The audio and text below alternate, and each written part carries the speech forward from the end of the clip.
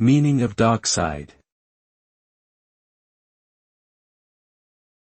Dockside. Dockside. Dockside. Dockside.